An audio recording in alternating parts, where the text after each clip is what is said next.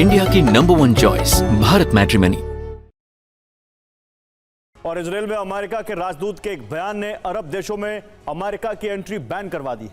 एक बयान ने अरब देशों को यह सोचने पर मजबूर कर दिया है कि कहीं इजराइल की सुरक्षा के बहाने ट्रंप मध्य पूर्व का नक्शा बदलने की तैयारी तो नहीं कर रहे।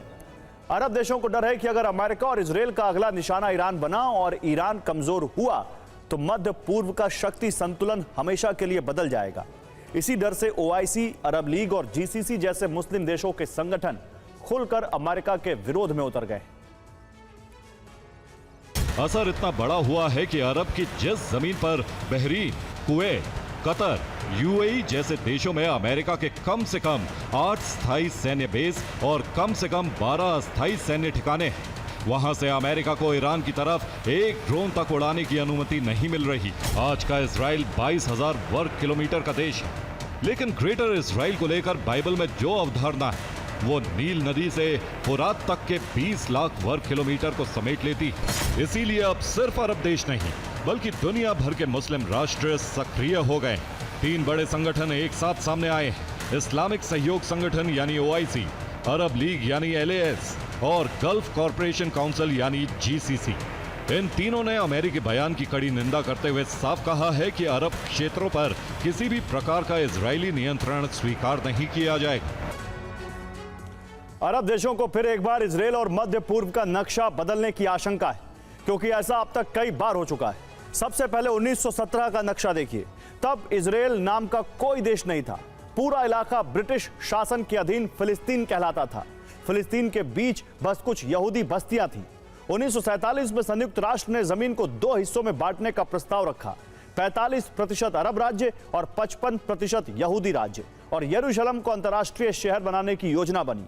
1948 में इजराइल बना और उसी के साथ युद्ध छिड़ गया, लेकिन युद्ध खत्म हुआ तो इजराइल अपने प्रस्तावित नक्शे से बड़ा हो चुका था। यह इजराइल का पहला विस्तार था।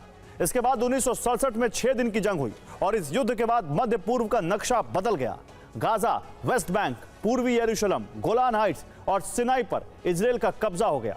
1993 से 1995 के दौरान ओस्लो अकॉर्ड हुए, यानी ओस्लो समझौते हुए, और वेस्ट बैंक को 3 हिस्सों में बांटा गया। एरिया ए फिलिस्तीनी प्रशासन, एरिया बी साझा नियंत्रण और एरिया सी इजरायली नियंत्रण। अब साल दर साल इजराइल के विस्तार की इस कहानी को एक साथ देखिए। अब एक बार फिर जंग छिड़ने की आशंका है, तो क्या इजराइल का नक्शा एक बार फिर बढ़ेगा? अब अमेरिका के राजदूत ने ग्रेटर इजराइल का समर्थन करके नई बहस छेड़ दी है। अरब दुनिया को डर है कि अगर ईरान कमजोर हुआ तो मध्य पूर्व का नक्शा एक बार फिर बदलेगा और आज का इजराइल बढ़कर ग्रेटर इजराइल बन जाएगा। अब सवाल यह कि क्या अरब देश अमेरिका को ईरान पर हमला करने से रोक सकेंगे? क्योंकि कोई भी बड़ा युद्ध सिर्फ हथियारों से नहीं लड़ा जाता। युद्ध जीतने के लिए जमीन चाहिए, आसमान चाहिए और सप्लाई का रास्ता चाहिए, और ये तीनों चीजें अरब देशों के हाथ में हैं। सऊदी अरब, संयुक्त अरब अमीरात, कतर, जॉर्डन, मिस्र, इन देशों में अमेरिका के सैन्य ठिकाने, लेकिन अब ये देश अपने एयरबेस बंद कर रहे हैं। इतना ही नहीं, एयर स्पेस भी बंद करने की बात कह रहे हैं।